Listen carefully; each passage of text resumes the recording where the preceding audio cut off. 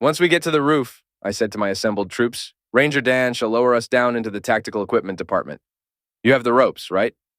I have the ropes, responded Ranger Dan, but I don't have an airline long enough to reach from my compressor to the jackhammer.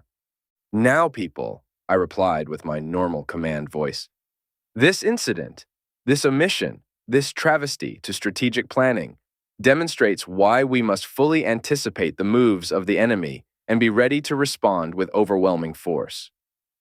I'm sorry, Memphis, responded Ranger Dan to my admonition. I was so excited that you had accepted me to the team that I failed to be mission ready. Why don't we simply drive over to the radio station? Interjected Larry from inside the broken ice machine. It's just right over there. I could see the tower from here, if I wasn't locked up in a broken ice machine. Tripper Steele poked his head out of the utility room door and held up his GoPro camera and flimsy-looking, non-tactical, non-military hardened drone. I can still film for my YouTube channel, right? That's why I wanted to come. It was almost dark and the NASA hit squads had fanned out, and now the whole town of Mitchell, West Virginia was surrounded. I had accepted Ranger Dan into the team, along with Tripper Steele, but I had rejected the game warden, as he was untested in battle. The four of us were conducting a mission brief next to the Motel 6 broken ice machine. To be less conspicuous, I stationed Larry inside the ice machine and stationed Tripper and Dan in a utility closet a few yards away. I was behind the ice machine, posing as an ice machine repairman. The plan was simple and perfect. Ranger Dan would disguise himself as a South American revolutionary leader and fly onto the roof of Walmart using a parasail glider. In the meantime, the rest of us would make our way overland, finally fording the rainwater catchment pond and meet in the tactical equipment department.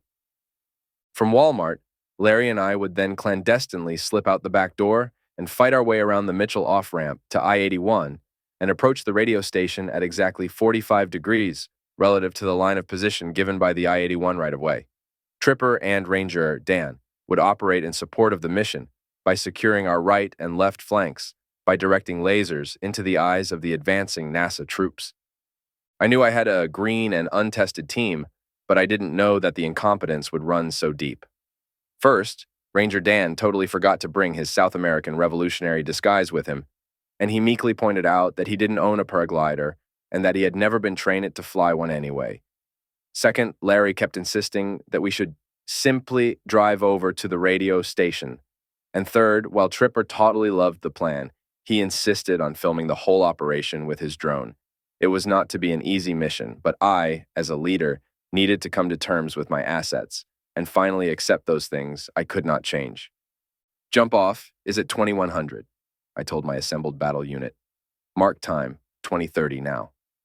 But I don't have a watch, remarked Larry as he peeked out of the ice machine.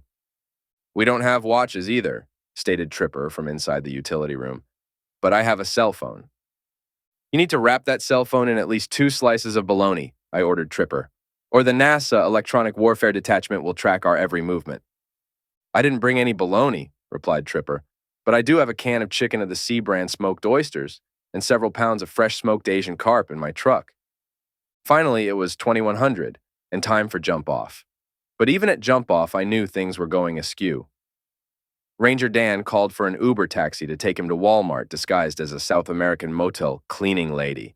However, the game warden showed up as the taxi driver, and they escaped before I could stop them. Tripper ran out into the large unguarded field chasing his malfunctioning drone, while Larry and I low-crawled in the high grass toward the tree line. Keep your head down, I instructed Larry. They can't shoot what they can't see. At this rate, it will take an hour to reach the trees, complained Larry. Tripper is already over there, smoking his pipe and eating smoked carp, I think. We did finally reach the tree line at 2145, and we then made our way one at a time, from tree to the other side of the grove of trees. At the edge of the trees, NASA had set up a trap, using barbed wire and blackberry bushes to slow our advance. Larry and I had been bloodied and torn by the devious blackberry barrier, but our morale and fighting spirit was still high. From the blackberry minefield, Larry and I waded into the muddy catchment pond located between us and the truck driveway. We were knee-deep in mud, and it turns out the water was nearly 5 feet deep. Larry and I crawled up the slimy far bank of the catchment, and arriving at the other side, I noticed Tripper standing on the back driveway to Walmart. Why didn't you just go around that stuff? Said Tripper, laughing. Like I did. Because that's exactly what the NASA attack forces wanted us to do, I whispered to Tripper. You were lucky, but to fight and win against the New World Order, we must have more than mere luck. Tripper disguised himself by wearing an international orange raincoat and then entered the store riding one of the little electric vehicles they keep next to the main entrance. This wasn't part of the original plan, but I found no fault in it and let him proceed. That's how you promote initiative in your troops. Larry and I kept low, and leaving wet and muddy tracks as we crossed the truck parking lot, we advanced across the loading dock and to a rain downspout located at a dark corner of the Walmart building. I grabbed hold of the downspout with the intention of climbing up to the roof, but the aluminum pipe buckled under my weight, and I fell into a large plastic dumpster they throw outdated produce into. Memphis, whispered Larry. Over here! We can climb up on this truck and get to the roof that way. Larry's idea wasn't part of the plan, but I could find no fault in it, and climbed on top of the trailer of the Walmart delivery truck. Unfortunately, we were spotted by a NASA patrol just as we reached the top of the trailer. Hey, you knuckleheads, shouted the voice below us. Get the hell off my truck. Larry and I dashed for the flat roof of the Walmart building and ran to the other side where Ranger Dan was waiting for us. Where you guys been? Asked Ranger Dan. I've been here for 2 hours, and it's already nearly 11:30. That would be 23:30 to us fully trained members of the unit, responded Larry, with a smile on his face, as if he had just told the funniest joke ever. No time to talk, and certainly no time to joke, was my hurried reply. The NASA assault force is closing in. We have made contact with an advanced unit. You need to lower us into the store. Ranger Dan led us over to the side of the building. Can't lower you into the store, but I can lower you onto that loading dock down there. Ranger Dan pointed down to the loading dock below us and began uncoiling his shinny yellow nylon rope. Isn't that the truck loading dock we just walked across a few minutes ago? Asked Larry. It's called tactical redundancy, I explained to Larry, as Ranger Dan attached a rope around my waist and lowered me to the loading dock. Unfortunately, Ranger Dan tied the knot in the wrong place, and being off balance, I was lowered upside down into a cardboard container of bananas staged on the truck loading dock. My flashlight, tactical maps, compass, pencils, and hold harmless agreement fell from my pockets, with the wind blowing everything to the edge of the truck parking lot.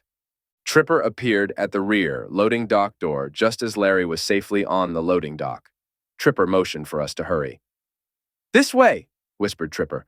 There's nobody in the stock room and there are only stockers and cleaners working. Hey, wait for me. I heard the voice coming from behind the truck Larry and I had climbed. I recognized the voice as that of Ranger Dan. How'd you get down from the roof so easy? I asked. Oh, replied Dan. There's a built-in ladder around the corner from the rain spout. They use it to service the equipment on the roof. Tripper, Larry, and I lowered ourselves into the banana container, and Ranger Dan covered us with Tripper's international orange raincoat. Now, Ranger Dan, I directed from under the raincoat, push us to the tactical equipment department. I think it's over next to the fishing gear. I felt the rolling pallet jack start moving, just as a fresh notion flashed into my mind. Taking a rolling pallet, jack full of bananas through the electronic department might seem suspicious, I thought to myself. Drop us off at the outdoor department, I directed Ranger Dan. We can hide among the gas grill displays until the coast is clear. Ranger Dan stopped next to an outdoor patio furniture display, and we hid behind a row of riding lawnmowers. Now, as soon as the heat is off, I whispered to the group, we will round the corner to the tactical equipment department, and then using the self-checkout lane, which was invented by the New World Order, we will dash out of the store and leap into the rainwater catchment pond with our new tactical gear. Just as we had formalized out plain, we could see a man in a greenish-brown uniform walking down the aisle toward us. Let me do the talking, I told the group, but be ready to take up defensive positions. That's my buddy Glenn Stevenson, said Larry. You know, the game warden. The radio station just called, said the game warden after reaching a display of grilling tools and charcoal. They got tired of waiting for you guys, and so Michael said he would drop by the motel tomorrow to tape the interview.